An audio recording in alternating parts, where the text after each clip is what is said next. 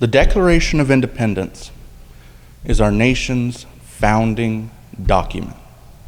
That's fact.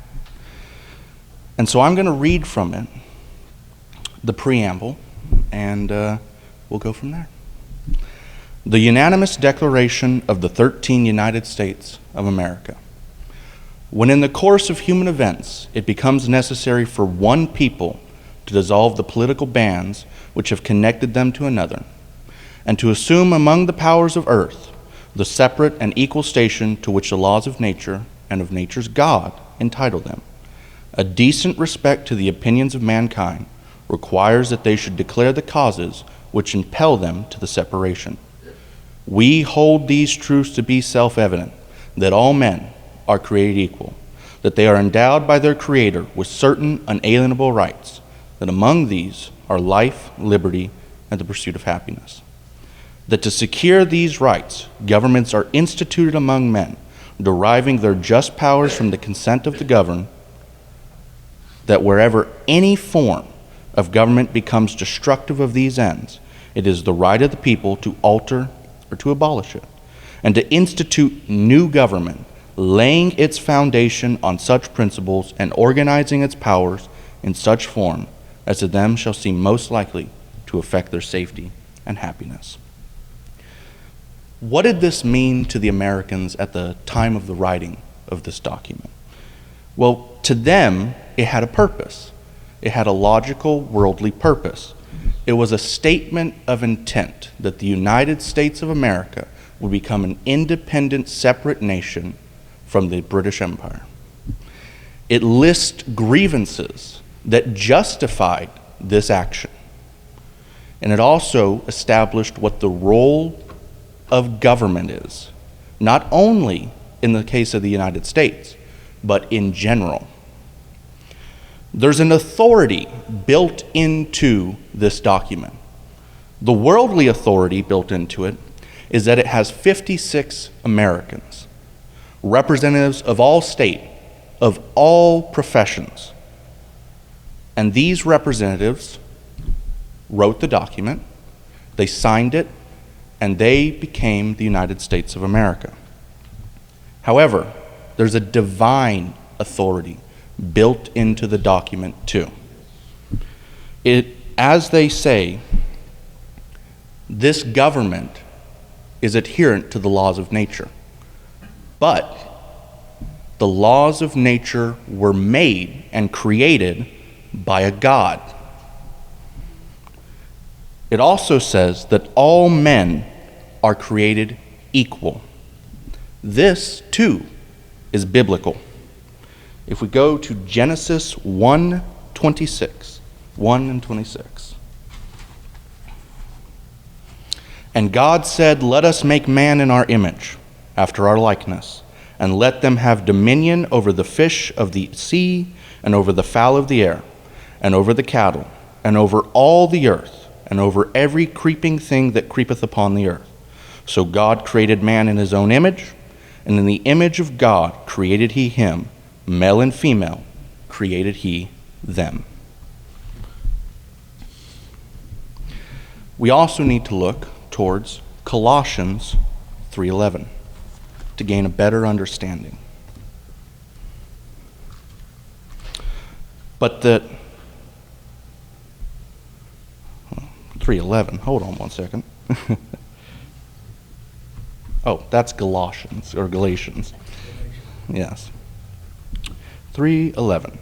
Where there is neither Greek nor Jew, circumcision nor uncircumcision, barbarian, Scythian, bond nor free, but Christ is all and in all. That's what it meant to the Americans at the writing of the Declaration. What did it mean to Americans that came after? We look now towards Abraham Lincoln, who years before he became president wrote these words. As a nation, we began by declaring that all men are created equal. We now practically read it as all men are created equal except Negroes. When the know-nothings get control, it'll read that all men are created equal, except Negroes and foreigners and Catholics. When it comes to this, I shall prefer emigrating to some country where they make no pretense of loving liberty. To Russia, for instance, where despotism can be taken pure and without the base alloy of hypocrisy. At the time of his writing of this, he knew what the founding fathers meant when they said all men are created equal. But he saw that it had not been implemented yet. It was being misinterpreted, and it was not being fulfilled as they had promised. Not only that, he did not see that the situation was getting better. He felt that this situation, that this misinterpreting of this document would become worse. But just a few years later, in the mix of a great civil war, he said these words: 77 years ago, our fathers brought forth on this continent a new nation, conceived in liberty and dedicated to the proposition that all men are created equal. He would go on farther to say that there's an opportunity now for a rebirth of freedom in this nation. What Abraham Lincoln understood was the original founding fathers' intentions with these words and the biblical connection that those words had. Yes. And he saw an opportunity to fulfill it when he was president. He did this through a great civil war that killed hundreds of thousands. And just a few years later, after he said these words, the 13th, 14th, and 15th Amendments would be passed, outlawing slavery, granting citizenship to freedmen and women, and giving them civil rights. However, 100 years later, after these words, Reverend Martin Luther King Jr. would march on Washington and give his speech, "I Have a Dream." When the architects of our republic wrote the magnificent words of the Constitution and the Declaration of Independence, they were signing a promissory note to which every American was to fall heir. This note was a promise that all men, yes, black men as well as white men, would be guaranteed the unalienable rights of life, liberty, and the pursuit of happiness. We'll once again go back to the Bible, to Galatians 3:28.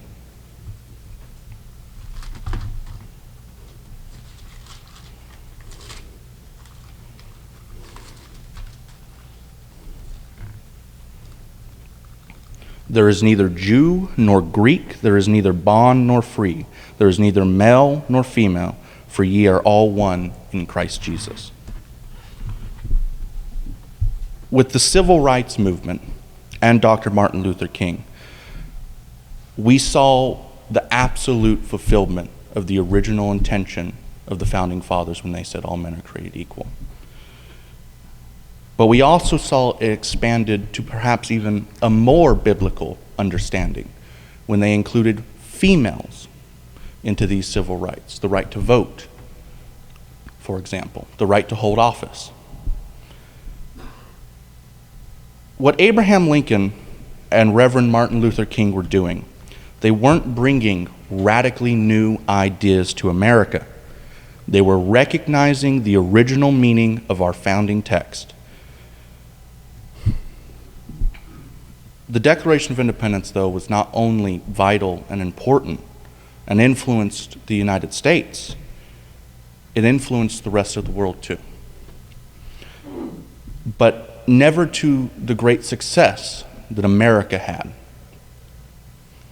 France, Haiti, and Vietnam, all of these nations copied the Declaration of Independence in their own revolutions. And even though they even made reference to God in these documents, they never put him in a place of authority. They never used him to guide the founding of their nation as our founding fathers did. In France, instead, they would turn to an atheistic pagan religion built upon the ideas of enlightenment and man. and it would see the destruction of French society time and again. Haiti would directly use the Declaration of Independence, word for word, to declare its independence from France, and it would win.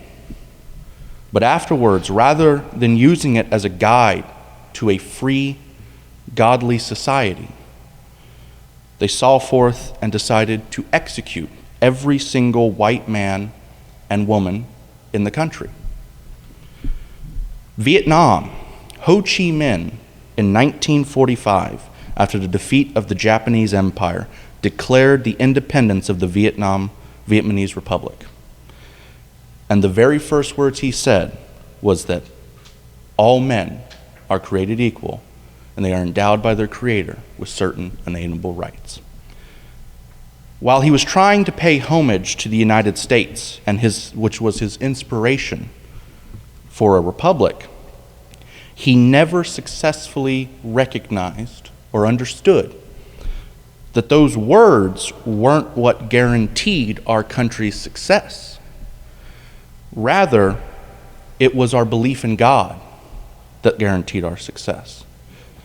It was the fact that those words showed that this nation instead was a godly nation. It wasn't the words themselves that were important.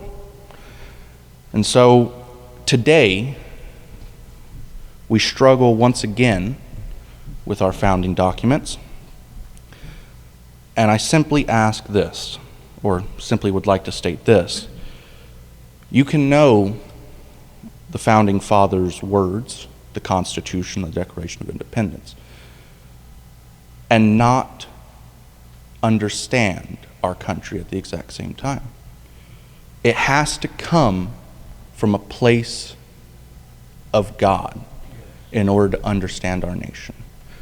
Just because you know word for word the Constitution or the Declaration of Independence doesn't mean you actually understand how our nation has become what we are. Time and time again, God has provided an individual at a moment of crisis for this nation to see us through it. Abraham Lincoln was one such individual, and he constantly made it known that it was God, it was the Bible that inspired him to continue onwards. Martin Luther King was another one. He was reverend, and even in his most politically charged speeches, he made sure that it was known that it was God who was important, that everything he was and everything he says is inspired by God. And he never let it get away from him. And so we need to focus on God today. We need to focus on his role in not only this document, but in guiding every single person of influence in this nation.